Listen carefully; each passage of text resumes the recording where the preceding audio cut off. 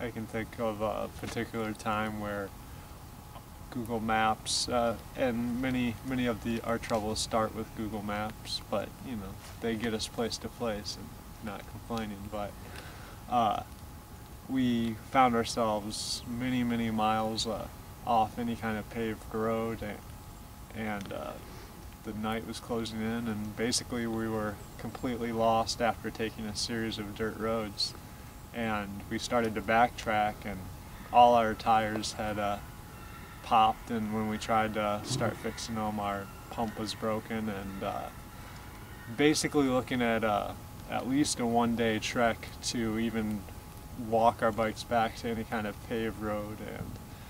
it was looking kind of bleak. So we had found some railroad tracks to sleep under that night, and the next morning, well, earlier that day we had some wild horses run with us, so that was pretty cool. And it was hard to get down in the first place, but the situation was looking pretty bleak. And in the morning, we woke up and packed up and started heading out to start walking many miles to find a paved road. And a rancher was randomly walking his dog many miles away from his house, and he bumped into us, and we told him what we were up to on our journey, and he said that he would go back to his house and get a truck and help us find some paved road. And an hour or two later, he came back with his truck, and inside it he had his wife and a bunch of bike pumps, and he said, "Get on in." And we loaded our bikes in the back, and he let us pick whatever bike pumps we wanted, and he ended up taking us out to breakfast. And he was a corrections officer for like 20-something years, and that's something we had been really interested in, with kind of prisoner rehabilitation and restorative justice. And this man had all these ideas and all this information that we had been wanting to know, and he just sat there over breakfast for a few hours giving us all this information that we had been just yearning for. And after that, he took us to a store and made sure we got all our parts that we needed to fix our bikes, and set us on our way. How does that connect to what you now understand as the idea of pronoia? Well, just that whenever we do get equipment malfunctions, which happen a lot, and it seems like we're not going to be on the right path for our trip, and everything starts going wrong, it's just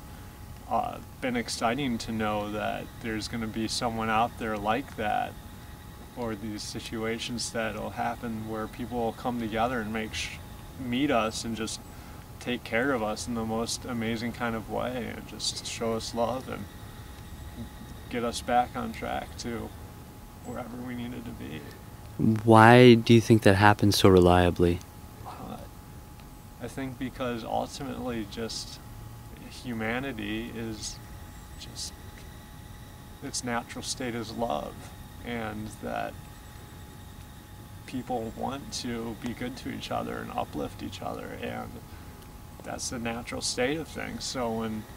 people are in trouble, I think naturally other people want to go to them and help uplift them, and that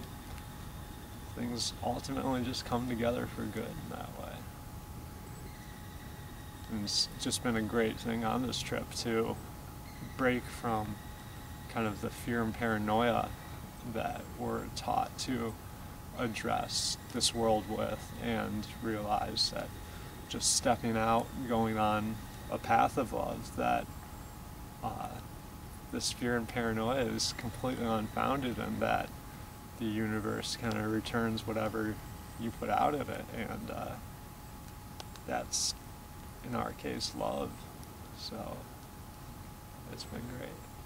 Anything to add, Josh? I'd say that's a good summary, and there have just been so many examples along the way of something that probably a couple months ago or a year or so ago I would have been pretty frustrated with, but things just have a way of working themselves out, and by not getting frustrated and realizing that, you know, you can only control certain things, and just being patient and being open, that there's so much to be open to and so much positive to be open to, and that, yeah, that people have a lot of good hearts, and you just have to be ready for it and be open to it. Well said.